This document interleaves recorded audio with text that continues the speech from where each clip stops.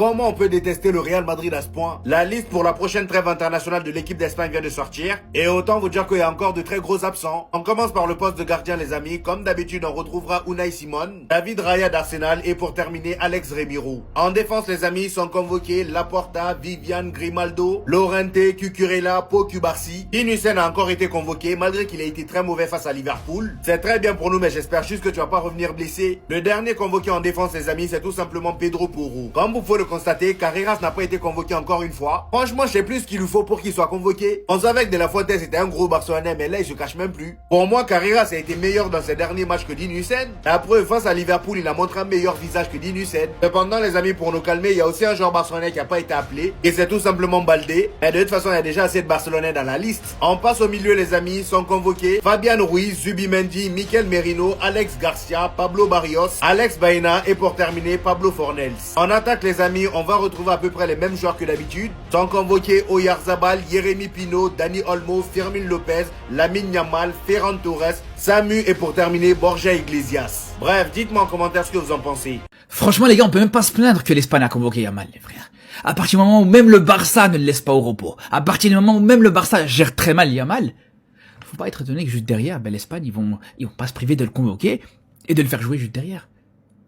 C'était à nous, c'était au Barça dès le début de gérer Yamal, de montrer l'exemple. T'avais un mois pour le laisser un peu au repos, de le faire souffler sur un match sur deux, de temps en temps le mettre sur le banc, de temps en temps le faire jouer.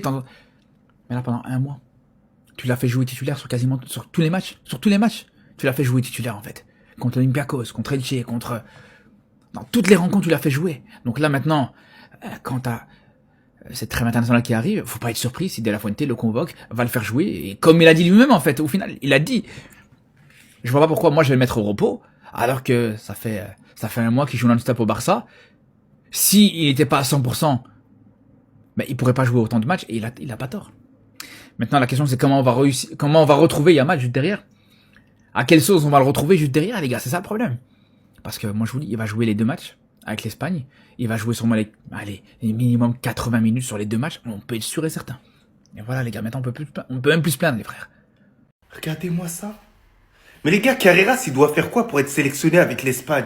Dites-moi, il doit faire quoi concrètement? Encore une nouvelle fois, le sélectionneur de l'Espagne, De La Fuente, n'a pas sélectionné Alvaro Carreras, alors que c'est le meilleur. Alors, je ne sais pas pourquoi il me cite Baldé. Baldé, depuis qu'il revient, il est pété. Voilà, il n'y a pas débat entre Carreras et Baldé. Mais franchement, Cucurella et Grimaldo, avec tout le respect pour les deux, les gars. Sincèrement, Carreras, il est largement meilleur que ces deux-là. Ça peut se valoir vite fait avec Cucurella, parce que ça fait longtemps qu'il est là dans le circuit, il n'y a pas de souci, tranquille. Mais je vous jure que Carreras, je le trouve meilleur. Après, moi, je ne sais pas, je veux commencer à ouvrir un dossier sur De La Fuente.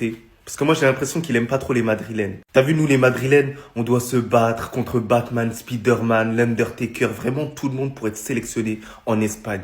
Et pas toujours titulaire, hein. Vraiment, je suis dégoûté. C'est le joueur, défensivement, personne ne le passe. On l'a vu, hein. On l'a vu lors du Classico, on l'a vu face à Liverpool. Et offensivement, il apporte énormément. Franchement, j'arrive pas à comprendre. Dans tous les cas, l'Espagne s'handicape tout seul. Voilà, tranquille, il va se reposer du côté du Real Madrid, tranquille. Et voilà. La liste de l'Espagne vient de sortir. Pas de surprise. Unai Simon no cage, David Raya, Alex Remiro. En défense, Laporte, Vivian, Grimaldo, Llorente, Cucurella, Cubarsí, Heusen et Pedro Porro. Alors on va commencer tout de suite. Arrêtez. Il est détestable, tout ce que vous voulez. Il est phénoménal à son poste, en club et en sélection. Et en sélection, c'est un patron. Oui, Baldé est bon, il n'est pas appelé. Il y a des statuts en sélection. Baldé ne doit jamais passer devant Cucurella. Grimaldo à la rigueur, pourquoi pas. Et encore, il est bon en club. Pareil pour Carreras. Faites pas genre que vous savez pas qu'il y a des statuts. Arrêtez de faire semblant. Cucurella, il a fait un euro de patron. En Espagne, il est exceptionnel. Il mérite 100% sa place de titulaire. Continue avec au milieu de terrain Fabian Ruiz, Zubimendi, Merino, Alex Garcia, Barrios, Baena et Fornals. Ça fait bizarre de voir le milieu de terrain sans Gavi, sans Pedri et sans un seul Barcelonais en fait. Ça fait bizarre. Bien évidemment, ils sont pas appelés parce qu'ils sont blessés. Et en attaque, Oyarzabal, Jérémy Pino, Dani Olmo. S'il vous plaît.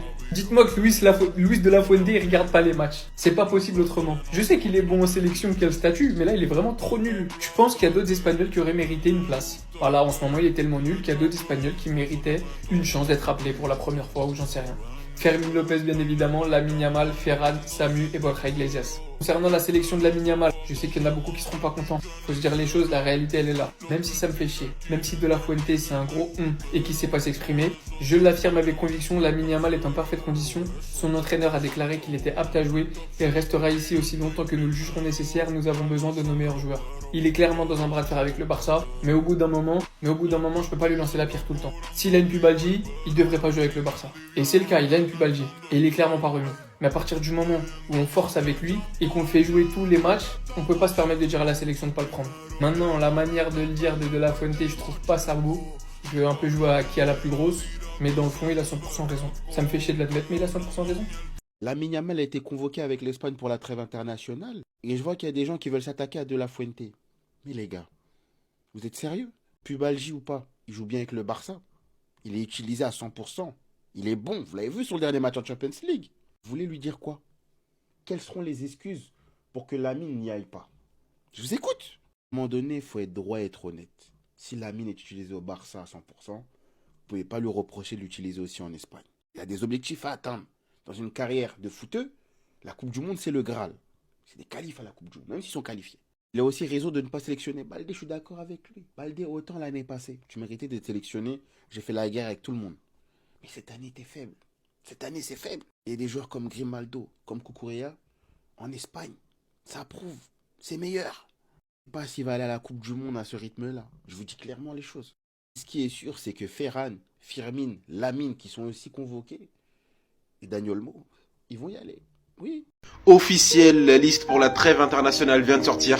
Lamine Yamal et Fabien Ruiz sont de retour, Pedri est forfait, Alvaro Carreras et Baldé sont toujours pas appelés. Qu'est-ce que je m'en bats les couilles? C'est pas ça qui m'intéresse, je regarde la liste des milieux de terrain et je vois qu'il manque un certain joueur. Où est-il?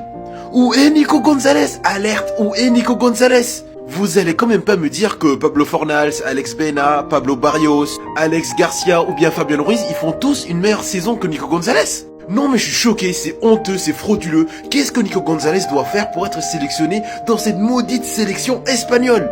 Non mais les gars, je suis choqué, vraiment, c'est un truc de fou.